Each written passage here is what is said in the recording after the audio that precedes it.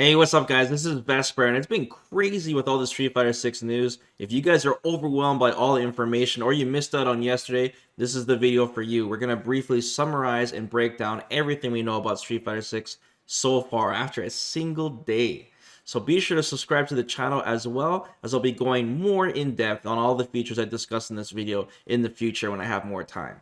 So let's kick things off with the release date. First, unsurprisingly, Street Fighter 6 is confirmed to be coming out in 2023 with no other further details.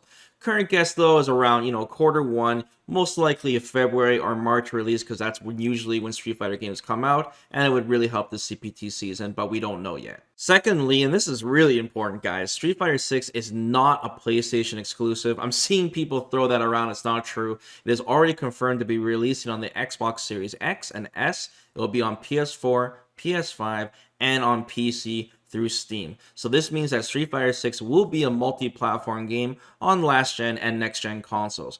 However, we have no confirmation yet on crossplay. Alright, moving on, let's talk about the game, guys. Let's talk about the new UI and core mechanics. So first, let's start with the HUD. It's colorful and it's simple. Now looking at this, besides the obvious health bars and timer, you can see the super art gauge at the bottom of the screen, as well as a new drive gauge right below the health bar at the top of the screen. Now, the main core system of Street Fighter 6 is called the Drive System. So it features a 6-meter bar separate from the super meter that starts at max at the beginning of each round.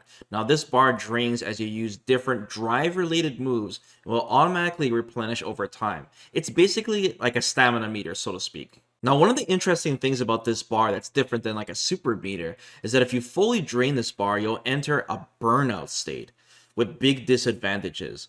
One of the big disadvantages that we know so far is the opponent happens to wall splat you, you're going to be automatically stunned. We don't know what else. So now let's talk about what actually drains this meter. There's 5 different drive moves that use different amounts of drive meter. So let's go over them. Now the first drive ability is called Drive Impact, and this costs 1 bar of drive meter. This is done by pressing heavy punch and heavy kick at the same time. And this pretty much looks like a focus attack. The character is going to perform a powerful strike that can absorb through your opponent's attack. And if you do this on the opponents that's in the corner, it will actually cause a wall splat, even if they're blocking. So this looks like a good pressure attack to start your offense. Alright, the next ability is called Drive Parry, and this will replenish your bar instead of drain it if you use it correctly.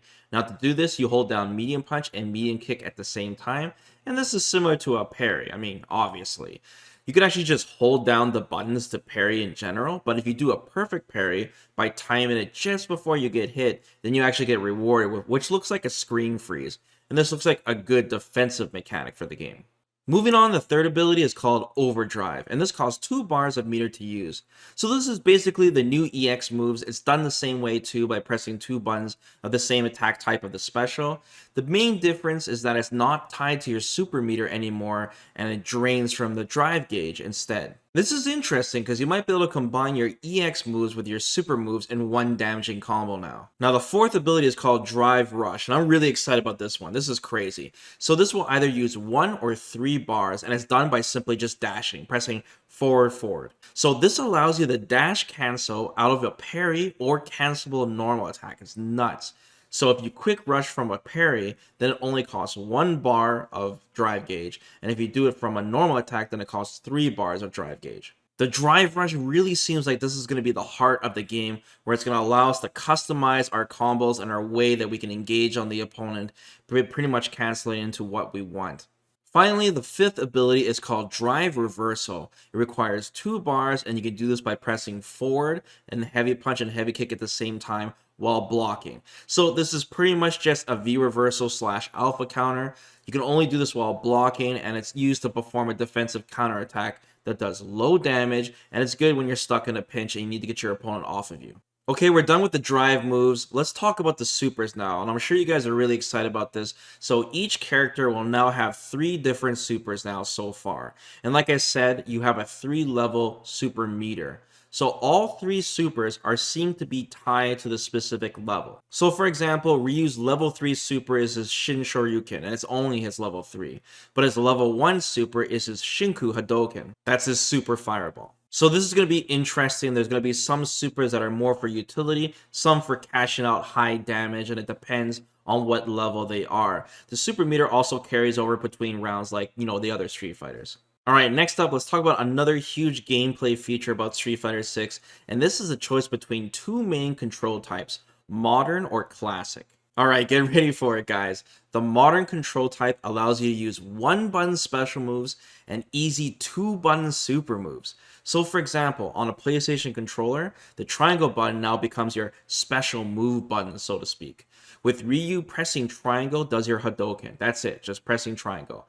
Pressing back triangle does your Tatsu, forward triangle does your uppercut, and finally down triangle does your donkey kick, so you have access to 4 special moves. Now to do supers, you press a direction plus your heavy attack plus your special move button at the same time, so for example, forward plus R2 plus triangle. And each super is tied to a different direction. Now I know this sounds crazy, I can tell you guys are panicking already, but there is in fact a downside to using the modern controls, and it's pretty clever. So your controls actually change from having 6 normal attacks like you usually do to only 3. So when you have the modern control scheme, you only have light attack, medium attack, and heavy attack. I don't know if this means only one punch or one kick, but the rest of the buttons are tied to different drive moves, such as throw and special move buttons. So I personally think this is a great option for beginners who just, want to jump in and start learning right away, or casuals who just want to play, right? And then you can learn at your own pace and use the traditional control scheme when you're ready. One last thing I should mention, guys, about the modern control type is that it allows auto combos.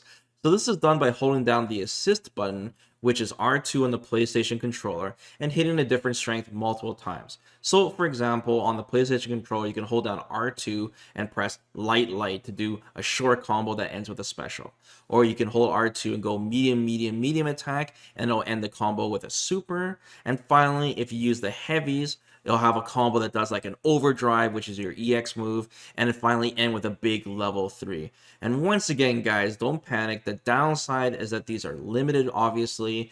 They won't be optimal combos, and they'll just, give new players a way to do really cool stuff right away if they want to. The other control type you can choose is called Classic, and this is the normal control scheme that we're very similar to Street Fighter V and whatever, right? It's got 6 normal attacks. You can do a throw by pressing your lights at the same time. You can do your drive parry by pressing your mediums, and your heavies will do drive impact. Your special moves also require the traditional motions like they've always been, and you do not have access to auto combos when you're using the classic control scheme. And it seems like you also get additional special moves on top of that the modern control scheme actually doesn't. When you're playing against people online, you can actually see what control scheme their opponent is using through the HUD. Now this is where it gets a little weird. In true esports fashion, the game also features a real-time commentary option that when enabled has professional commentators commentate your match. So far we have Vicious and Aru that has been announced, and there will be more commentators in the future. I look forward to seeing Yipes, hopefully. The commentators will get excited as the match heats up. They'll say more crazy things like, we're watching the CBT. And this can actually be useful for beginners to have like this extra audio cue on what's going on. There's also subtitles included with 13 different language options. So yeah, they're really going all out with this. Okay guys, let's move on. Let's talk about the content now. So Capcom presents Street Fighter 6 as an evolution to fighting games. They'll be redefining the fighting game genre. So it will feature a full AAA experience, and there will be 3 core modes for Street Fighter 6. The first mode is called Fighting Ground, and this is going to include all the modes from Street Fighter V and more. So your typical arcade mode, your versus, your training, your online, ranked, whatever. It's all there. The second mode, and this is really exciting, it's called World Tour. And this was shown in the trailer with no clear details are given yet, but as you can see, it's basically this game's main story mode that allows you to roam around Metro City in this giant, like, open world.